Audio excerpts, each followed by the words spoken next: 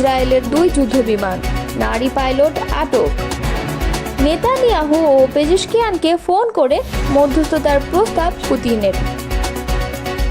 সংলাপ নয়, নাটক, সরকারের উদ্যোগে প্রতারণার অভিযোগ। প্রধানমন্ত্রী বাবুর্চি মোশাররফের আলোচিত উত্থান, রান্নাঘর থেকে সরাসরি কোটিপতি। এতক্ষণ শুনছিলেন সংবাদ শিরোনাম, এবারে বিস্তারিত। মধ্যপ্রাচ্যে চলমান উত্তেজনার মধ্যে ইরান ও ইসরায়েলের পাল্টাপাল্টি হামলায় নতুন মোড় নিয়েছে পরিস্থিতি। ইরানের হামলায় ইসরায়েলের 2টি যুদ্ধবিমান ভূপতিত হয়েছে বলে দাবি করেছে দেশটির আধা সরকারি সংবাদ সংস্থা মেহের নিউজ। তাসনিম নিউজের বরাতে জানা গেছে, ভূপতিত যুদ্ধবিমানগুলোর একটির নারী পাইলটকে আটক করা হয়েছে। তবে ইসরায়েলি সেনাবাহিনী এই দাবি অস্বীকার করেছে। তারা বলেছে তাদের কোনো বিমান ভূপতিত হয়নি এবং কোনো সেনা সদস্য নিখোঁজ বা বন্দী হননি। এর আগে শুক্রবার ভোরে ইসরায়েলি বিমান বাহিনী অপারেশন রাইজিং লায়ন নামে একটি বড় ধরনের অভিযান চালায় ইরানে। এতে দেশটির বেশ কয়েকটি পরমাণু স্থাপনা, ব্যালিস্টিক ক্ষেপণাস্ত্র নির্মাণ কারখানা এবং সাময়িক কমান্ড সেন্টারে হামলা চালানো হয়। এই অভিযানের জবাবে ইরানও হামলা শুরু করে। পাল্টা আক্রমণে শতাধিক ব্যালিস্টিক ক্ষেপণাস্ত্র ছোড়ে তারা, যার কিছু ইসরায়েলের বিভিন্ন অঞ্চলে আঘাত হানে। টাইমস অফ ইসরায়েলকে দেওয়া এক সাক্ষাৎকারে ইসরায়েলের এক নিরাপত্তা কর্মকর্তা বলেন, ইরানে মোসাদ এজেন্টরা গোপনে একটি ড্রোন ঘাঁটি স্থাপন করেছিলেন। সেখানে পরিচালিত হয় এই হামলা। এতে ইরানের বিমান প্রতিরক্ষা ব্যবস্থার একটি বড় অংশ ধ্বংস হয়ে যায় বলে দাবি করা হয়। ইসরায়েলের হামলায় ইরানে এখন পর্যন্ত অন্তত 78 জন নিহত এবং 329 জন আহত হয়েছেন। দেশটির রেভলিউশনারি গার্ড পরিচালিত সংবাদ মাধ্যমগুলোর তথ্য অনুযায়ী বাস্তব হতাহতের সংখ্যা আরও বেশি হতে পারে। সৌদি আরব, তুরস্ক সহ বেশ কয়েকটি দেশ ইতোমধ্যে এ সংঘাত নিয়ে উদ্বেগ প্রকাশ করেছে।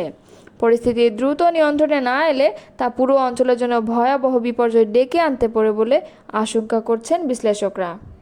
ইরানের প্রেসিডেন্ট মাসুদ পেজেশকিয়ান এবং ইসরায়েলের প্রধানমন্ত্রী বেঞ্জামিন নেতানিয়াহুর সঙ্গে টেলিফোনে কথা বলেছেন রাশিয়ার প্রেসিডেন্ট ভ্লাদিমির পুতিন।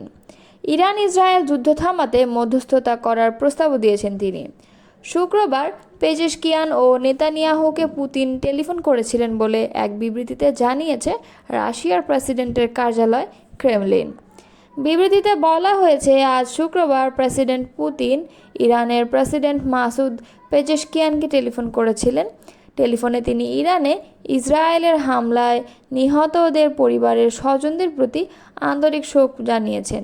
ইরানের প্রেসিডেন্টকে তিনি বলেছেন, ইসরায়েলের এই হামলা জাতিসংঘের সনদ এবং আন্তর্জাতিক আইন বিরোধী। একই দিনে ইসরায়েলের প্রধানমন্ত্রী বেঞ্জামিন নেতানিয়াহুকেও টেলিফোন করেছেন প্রেসিডেন্ট পুতিন। মধ্যপ্রাচ্য অঞ্চলে উত্তেজনা আরও না বাড়াতে ইসরায়েলের প্রধানমন্ত্রীকে আহ্বান জানিয়েছেন তিনি। ইসরায়েল এবং ইরানের মধ্যে যে উত্তেজনা শুরু হয়েছে তা থামানোর জন্য মধ্যস্থতাকারী দেশ হিসেবে রাশিয়ার নাম প্রস্তাব করেছে প্রেসিডেন্ট পুতিন। তিনি বলেন, পরমাণু প্রকল্প ও অন্যান্য যেসব ইস্যু নিয়ে দুই দেশের মধ্যে দ্বন্দ্ব চলছে সেসব আলোচনা ও কূটনৈতিক পন্থা সমাধান করা সম্ভব। গত 13 জুন শুক্রবার ভোর 4টার দিকে ইরানের রাজধানী তেহরান সহ অন্তত 8টি শহরে বড় ধরনের বিমান হামলা করে ইসরায়েলের বিমান বাহিনী। এতে নিহত হয়েছেন অন্তত 78 জন এবং আহত হয়েছেন প্রায় 300 জন।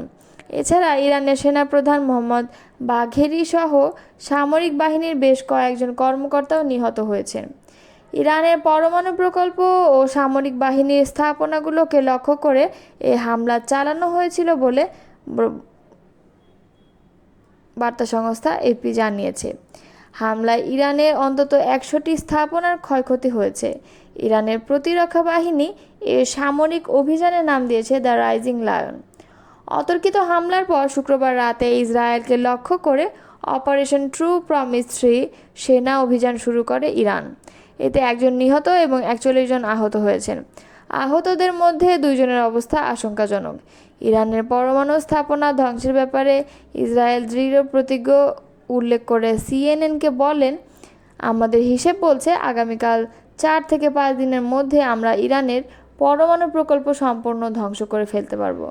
মধ্যপ্রাচ্য ও বিশ্ববাসীর মঙ্গলের জন্য এটা আমাদের করতে হবে। অন্তর্বর্তী সরকারের প্রধান উপদেষ্টা অধ্যাপক ডক্টর মোহাম্মদ ইউনূস ও বিএনপির ভারপ্রাপ্ত চেয়ারম্যান তারেক রহমানের বৈঠককে গণ আকাঙ্ক্ষার পরিপন্থী বলে মন্তব্য করেছেন জাতীয় নাগরিক পার্টির মুখ্য সমন্বয়ক নাসির উদ্দিন পাটোয়ারী। তিনি বলেন, লন্ডনে বসে একটি রাজনৈতিক দলের সঙ্গে সরকারের বৈঠক দেশের মানুষের সঙ্গে প্রতারণা। শুক্রবার এক সংবাদ সম্মেলনে তিনি কথা বলেন। নাসির উদ্দিন পাটোয়ারী বলেন, শহীদদের রক্তের সঙ্গে বিশ্বাসঘাতকতা করে বিদেশে মিটিং বসানো কোনোভাবেই গ্রহণযোগ্য নয়। দেশের ভবিষ্যৎ নির্ধারণ হবে দেশের জনগণের মধ্যে দিয়ে, বিদেশি আলোচনায় নয়। তিনি বলেন, 1990 সালের গণঅভ্যুত্থানের পর যে সামাজিক চুক্তির আশা ছিল তা বাস্তবায়িত হয়নি। ফলে দেশের ভবিষ্যৎ নিয়ে আজ যে অনিশ্চয়তা, তা থেকে উত্তরণের নতুন জাতীয় সমঝোতা প্রয়োজন। তিনি বলেন, সরকার যদি বিচার, সংস্কার ও সংবিধান প্রণয়নের ক্ষেত্রে ব্যর্থ হয় তাহলে এনসিপির দ্বিতীয় গণঅভ্যুত্থানের পথে যেতে বাধ্য হবে। শুধু নির্বাচন আয়োজন করলেই হবে না, সঠিক বিচার ও সাংবিধানিক সংস্কার ছাড়া এর কোনো মূল্য নেই। নির্বাচন কমিশন সম্পর্কে তিনি বলেন, বর্তমান নির্বাচন কমিশন জনগণের আস্থার প্রতীক নয়, এটি একটি নির্দিষ্ট রাজনৈতিক শক্তির পক্ষে কাজ করছে। নির্বাচন কমিশনের পুনর্গঠন, আরপিও সংশোধন এবং জাতীয় ঐকমত্যের ভিত্তিতে নির্বাচন না হলে দেশে গণতান্ত্রিক উত্তরণ সম্ভব নয়। বিএনপির অবস্থান নিয়েও প্রশ্ন তোলেন এনসিপির মুখ্য সমন্বয়ক। তিনি বলেন, একসময় ডিসেম্বরের মধ্যে নির্বাচনের কথা বললেও বিএনপি এখনও কোনো সুস্পষ্ট প্রস্তাব দিতে পারেনি। ফলে স্পষ্ট হয়েছে তারা শুধু ক্ষমতার অংশীদার হতে চাইছে, জনগণের স্বার্থে নয়। প্রধান উপদেষ্টার প্রতি আহ্বান জানিয়ে তিনি বলেন, শহীদদের আত্মত্যাগ ও জনগণের কষ্টের মূল্যায়ন করতে হলে মাঠে নেমে জনগণের মন বুঝতে হবে, না হলে ইতিহাস কাউকে ক্ষমা করে না। আমার বাসায় কাজ করেছে, পিয়ন ছিল, সে এখন 400 কোটি টাকার মালিক। প্রধানমন্ত্রী থাকাকালীন এমন কথা জোর গলায় বলতে শোনা গিয়েছিল শেখ হাসিনাকে। দীর্ঘ 16 বছরের শাসনামলে হাসিনার ছোঁয়ায় ভাগ্য বদল হয়েছে এমন অনেকেরই, যাদের মধ্যে আছেন তার বাবুর্চি মোশাররফ শেখও। নিত্য নতুন রান্না করে ভোজনরসিক হাসিনার মন জয় করে ফোন দিয়ে আটতেন এই বাবুর্চি। নিজ এলাকা ফরিদপুরের সালথা উপজেলায় খাদাতেন প্রভাব। অথচ দিনমজুর বাবার সন্তান মোহাম্মদ মোশাররফ শেখ নিজের নামটি ঠিকমতো লিখতে পারেন না। বাবার সম্পত্তির ভাগ পেয়েছেন মাত্র 5% জমি। 30 বছর আগে এক হোটেলের বাবুর্চি হিসাবে কাজ শুরু করেন। এর মাত্র 2 বছর পর ভাগ্যক্রমে সাবেক প্রধানমন্ত্রী শেখ হাসিনার বাসার বাবুর্চির কাজ পান। এরপর মোশাররফের ভাগ্যের চাকা ঘুরতে থাকে। জানা যায় 1996 সালে শেখ হাসিনার বাসায় বাবুর্চির চাকরি পান মোশাররফ। তিনি এখন কয়েক কোটি টাকা সম্পদের মালিক।